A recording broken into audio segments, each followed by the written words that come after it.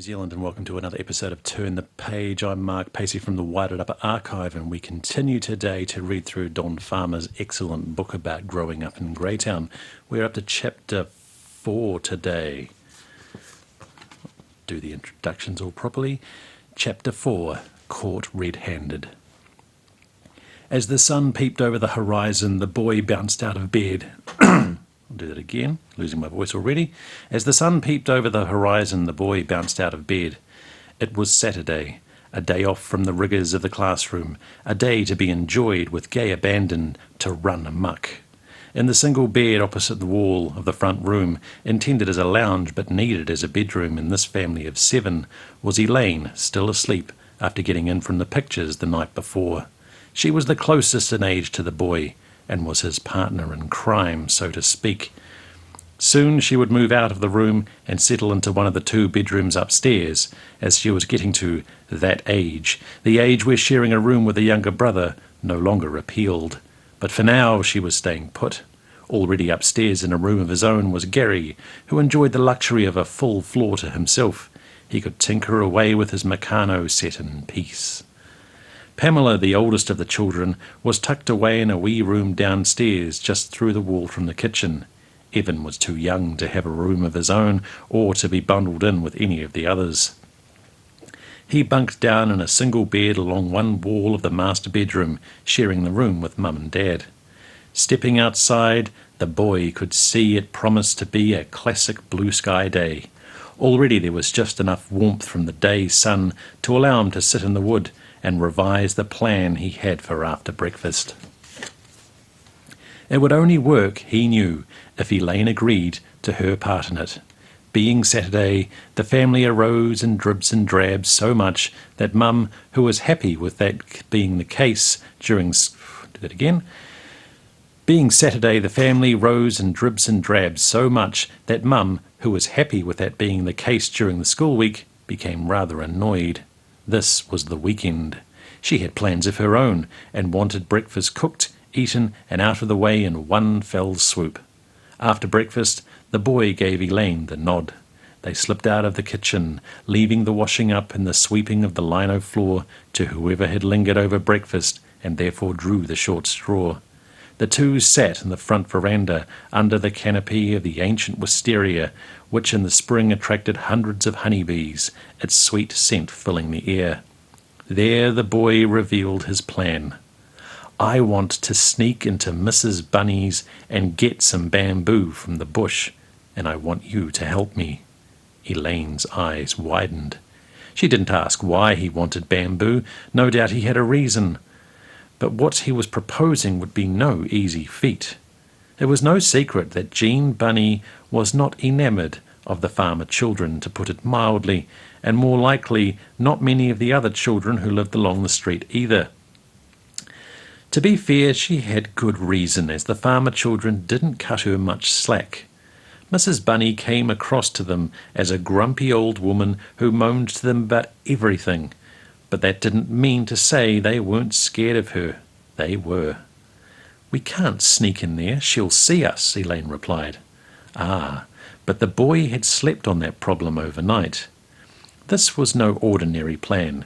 It was a cunning plan. The Bunny home was the posh house of the street, if not of the entire town.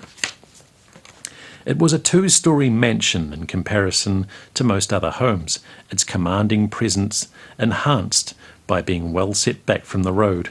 The house was built mostly of red brick, with a tiled roof that seemed to reach for the heavens. To one side was an orchard of fruit trees. A grass tennis court was part of a sweeping front lawn which grew a magnificent full-sized ash. There was also a ghastly bitter persimmon, its fruit so tart it wasn't worth pinching, the boy had discovered. On the eastern side was a long curving driveway, quite narrow, and bordered on both sides by mature trees, running from the gate almost to the concrete patio leading to the front entrance of the house. The stone fence across the front of the property was a talking point, one of only 2 of its kind in town, the other being a similar stone fence at St. Luke's Church. Expertly built of grey-wacky stones, the fence was divided into regular-sized sections, each ending at smooth, ground-to-top concrete columns. Heavy iron gates opened to the driveway. The fence was topped with a concrete cap along its entire length, wide enough for a person to stand up on. What? The fence was topped with a concrete cap along its entire length, wide enough for a person to stand up on once the edifice had been scaled. Behind the fence at the western end of the property was a large patch of bush, somewhat tangled and dense, but not impenetrable.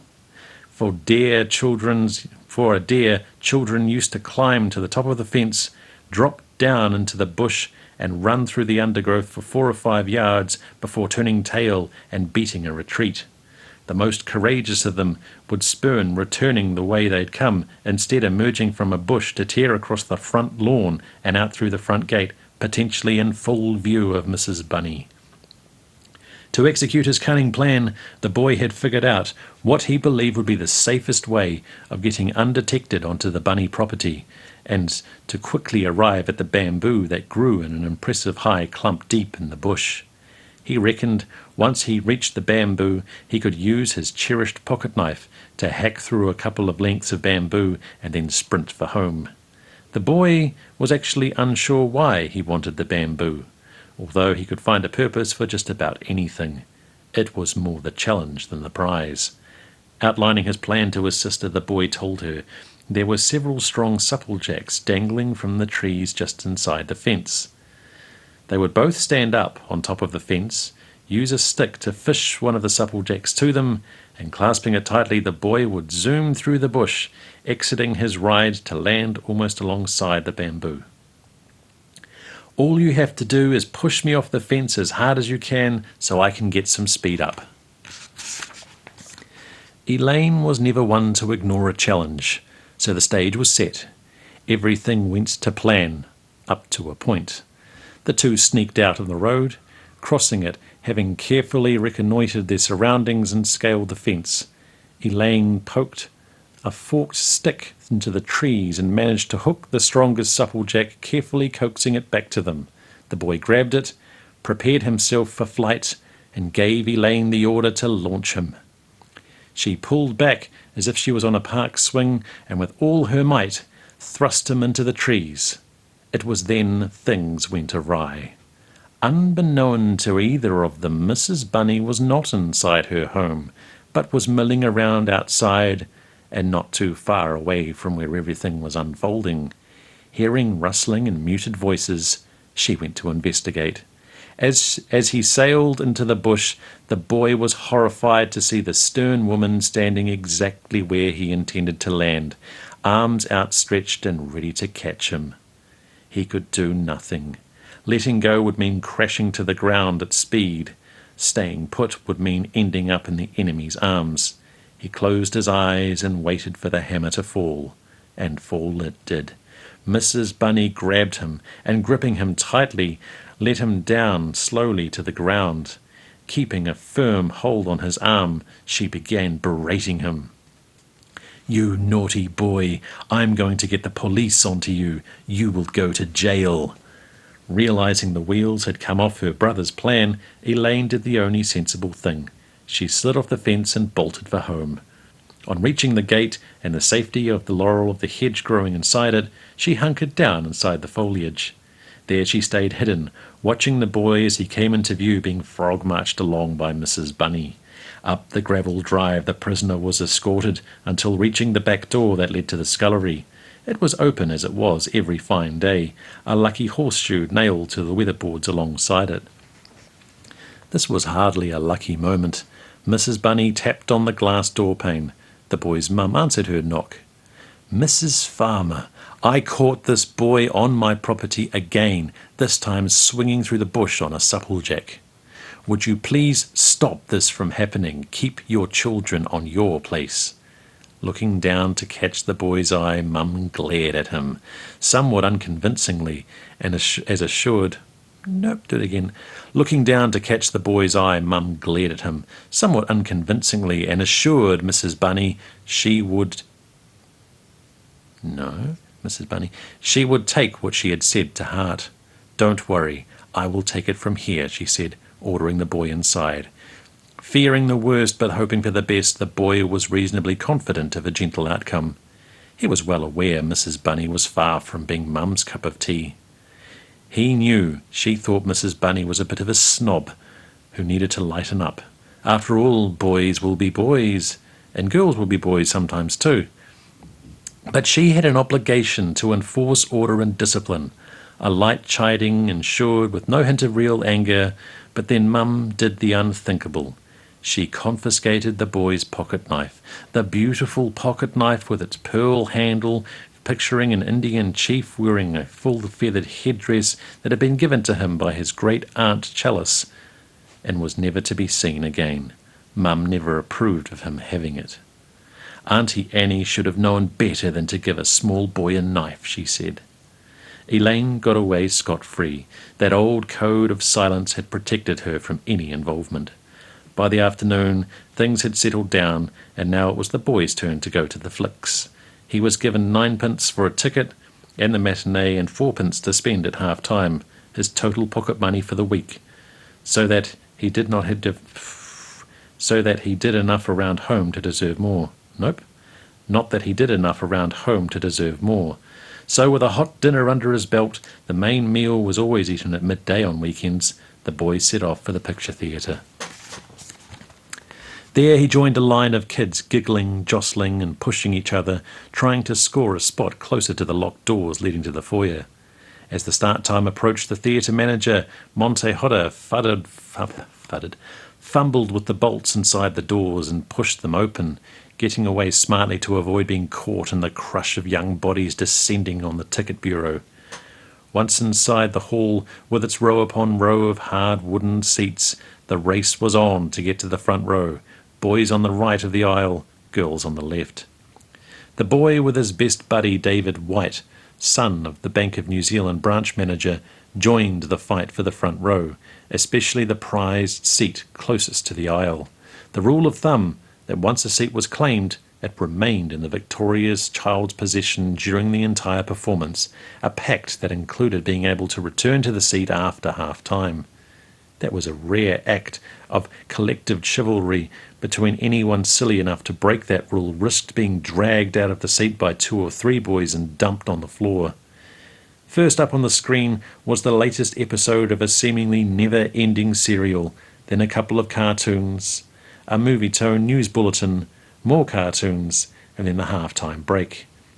Back in his seat, having sucked down an orange-flavoured TT2 ice block, the boy laughed his way through the Laurel and Hardy comedy that was the main feature. Then the lights went on, and it was time to head home. Earlier in the day, he had managed to scrounge a couple of pennies off Dad by sweet-talking him with promises of helping out around home, promises he knew were not legally binding and may or may not be kept. Now crossing the road to the Bluebird, he bought a chocolate Sante bar to keep his energy levels up for the journey home. At the post office corner, he waved goodbye to David, who turned and left onto Kurutawhiti Street for a short walk to the bank manager's stucco residence on the corner of West Street. Trudging along Jellicoe Street, with a single car passing him on a sparsely built-up street, he was soon back at number 18, or Hazelwood as it was called. The line of mature hazelnut trees bordered the pathway to the back door, the nuts blanketing the ground in the season, some cracked and eaten, most of them left and feasted on. Most of them left and feasted on by possums. From time to time, Mum cracked and sold a few hazelnuts, along with walnuts, to grocery stores, but it was a tiresome exercise for a meagre return, and most of the nut crop was wasted. Immediately on entering the kitchen, the boy caught the beautiful smell of home baking. Mum had turned out several batches of Anzac biscuits, a tray of jam tarts, and a banana cake. She had also found the time to make a large plate of filled rolls, each with a slice of ham, then a bed of lettuce, tomato, cucumber, slices of beetroot, all from the garden, topped with a mashed egg, condensed milk mayonnaise, and a sprinkling of grated cheese. The boy reckoned tea was going to be a tasty affair. All in all, it hadn't been a bad day, apart from having lost his pocket knife. That's not what that says. All in all, it had not been a bad day, apart from having his pocket knife taken from him. Being outsmarted by Mrs. Bunny had dented his pride, but the outcome hadn't been too bad. All the same, I will have to square the ledger with her, he decided. All right, that's chapter 4. I'm now going to play a piece of music, give my voice a bit of a break, and then we'll come on and do chapter 5. So I'm going to play more from the Shepherd's Rain band, greatest New Zealand metal band ever. They also do, as I played 4 weeks ago, they also play some of the more mellow stuff, but this is one of the more heavier pieces. This is Le Manu.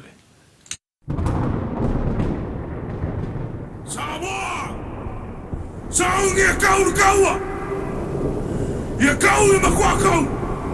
Ia vai ia mavai. Le manu, sauia!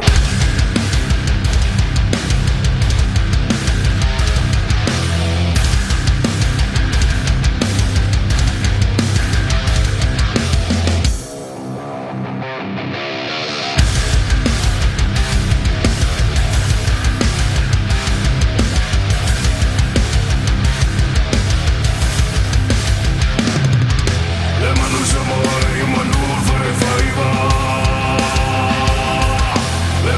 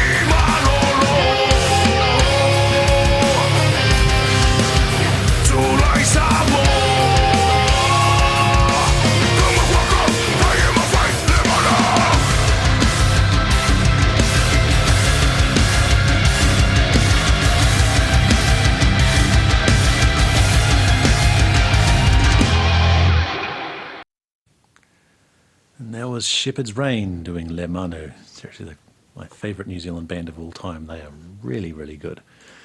All right, on to chapter, where are we up to? It was page 43, chapter 5. Right. Chapter 5, The Artful Dodger. The forked bow that grew straight out from the guts of one of the 4 old walnut trees growing along the back boundary of the paddock behind the house was indeed a godsend.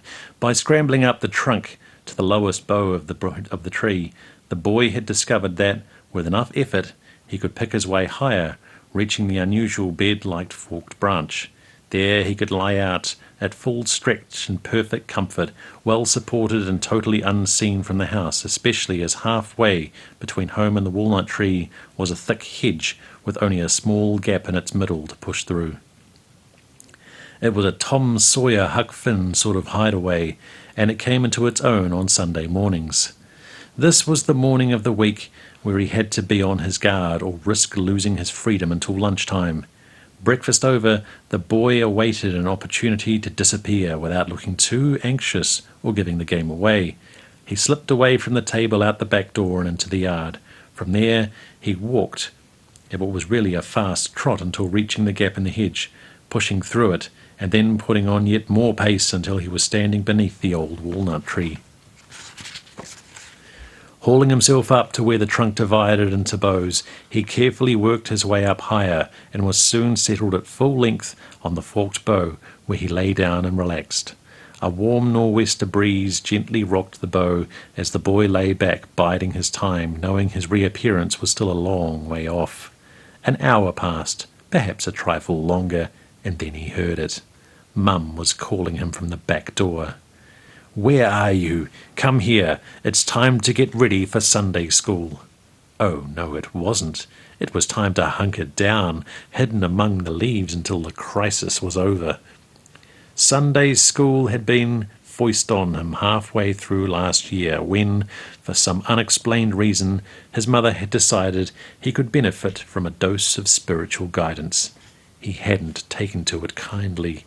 For starters, the very words Sunday school grated.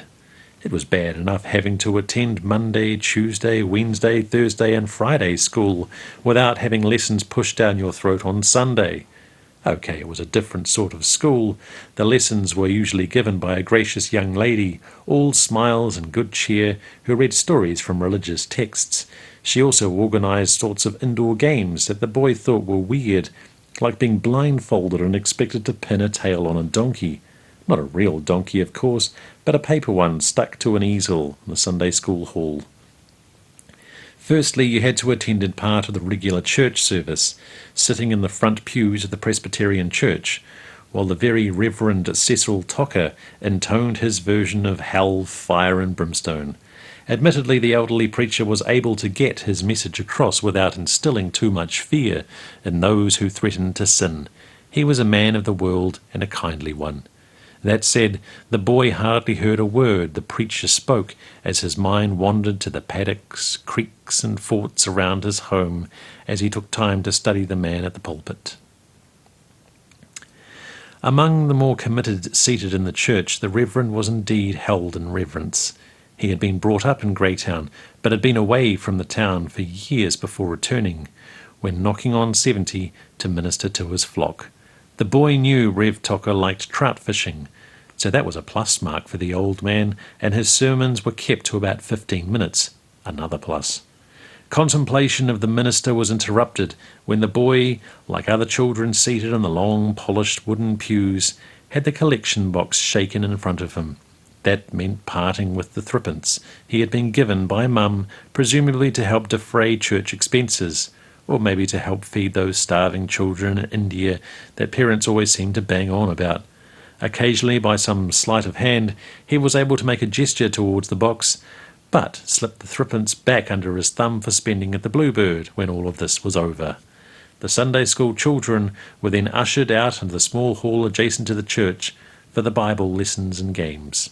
The Sunday school teachers were anxious to foster camaraderie, while at the same time hoping the boys and girls now under the control would take something positive from the Bible readings. It was all very well that there was no rough and tumble and being stuck inside on a sunny Sunday morning, Decked out in a white shirt, best pair of shorts, and shiny shoes held no appeal at all. From his vantage point in the walnut tree, the boy could sense Mum was giving up. Her voice tailed off, and he could hear his sisters, who had apparently had no objection of going to church, preparing to leave home. "Don't hurry down," he told himself. "Stay put until you know it's too late to go." While sitting out the time, the boy pondered why he was required to go anyway. Mum and Dad never went to church, apart from funerals and weddings, and he had a certain unease about the need to repent your sins in order to qualify for heaven. It wasn't that he was a non-believer as such. After all, who was he to challenge the word of God? His resentment was purely based on his belief.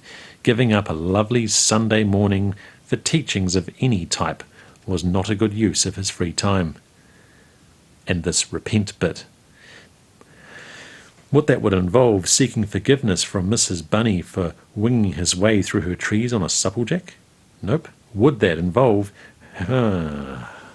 must be getting late. Caffeine's wearing off. Would that involve seeking forgiveness from Mrs. Bunny for winging his way through her trees on a supplejack? That went against the grain and was very difficult. I'm sorry. That went against the grain and was very different to what he had planned for her.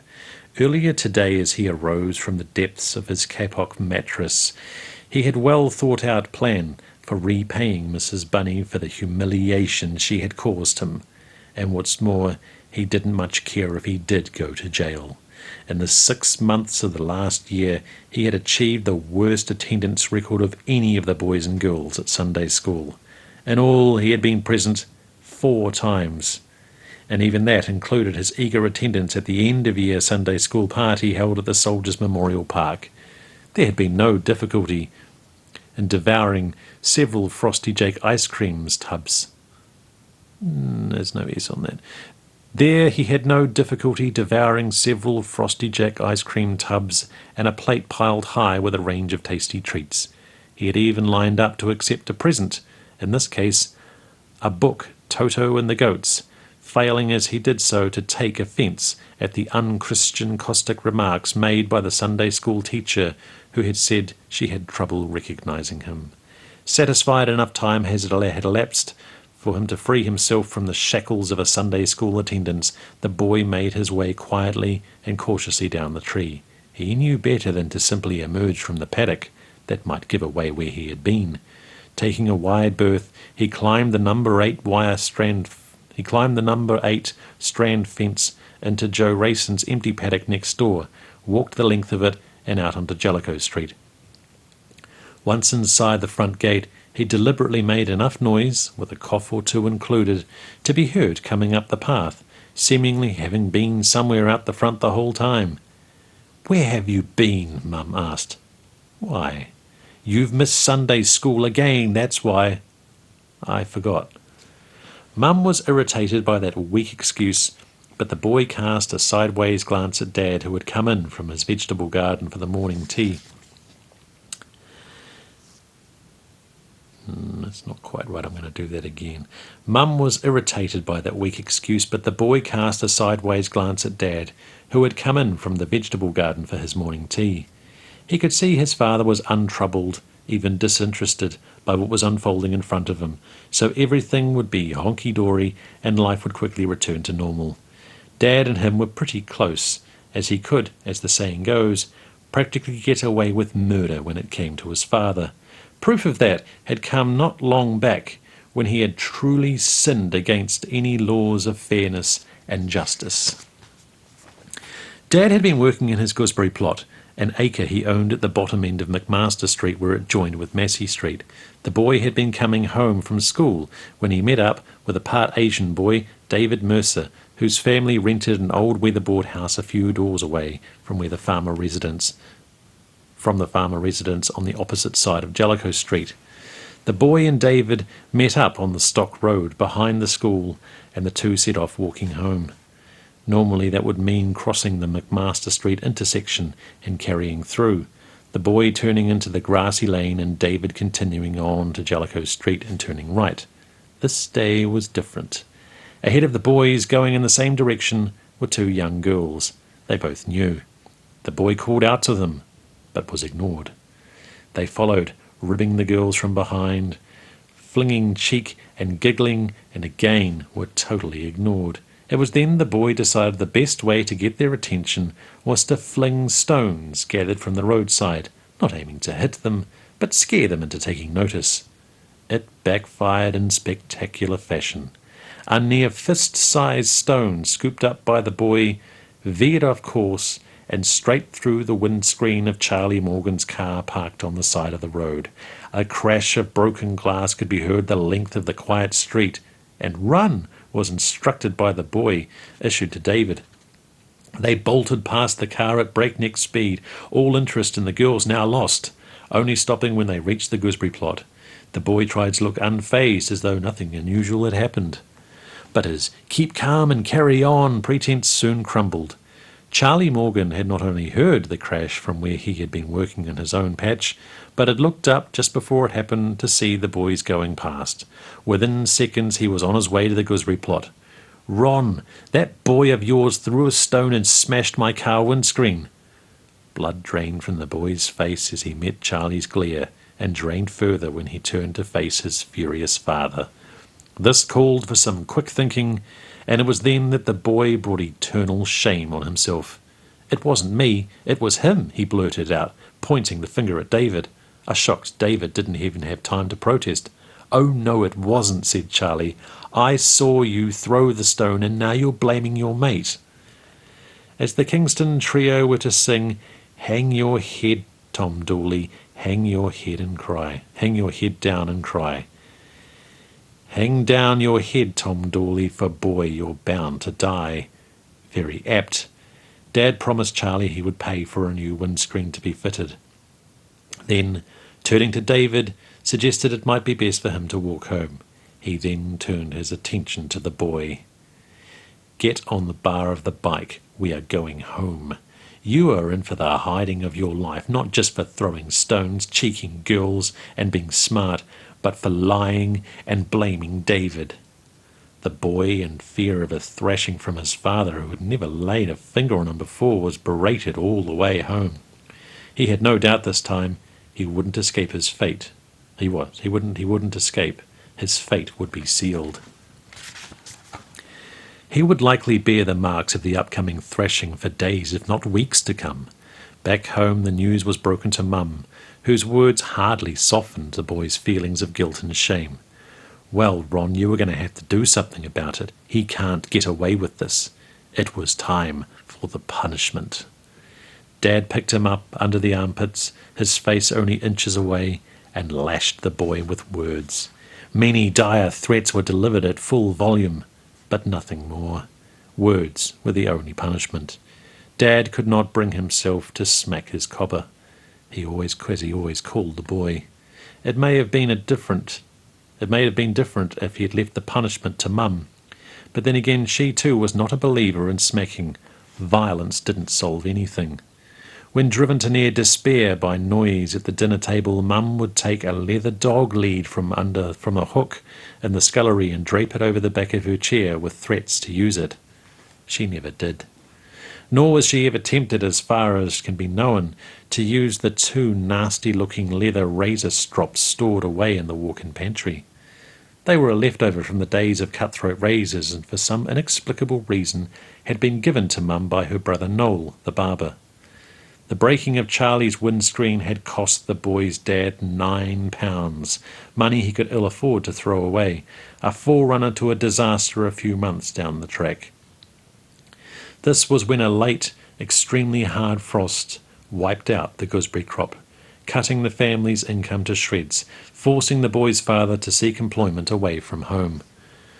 But that was in the future, and as the Sunday morning rolled over into afternoon, the boy decided to put the first part of his plan to even the school with Mrs. Bunny into action. Out in the shed, he selected one of two old bikes resting against the inside wall. Before mounting it, he had to kick the back wheel back into alignment to stop the tyre from rubbing against the forks, and pedalled off out the gate. He headed east down Jellicoe Street past the last remaining houses to where only farmland dotted the landscape. Reaching the cattle stop at the end of the road, he turned off onto the private gravel road that gave the Skeet families access to town, stopping halfway along.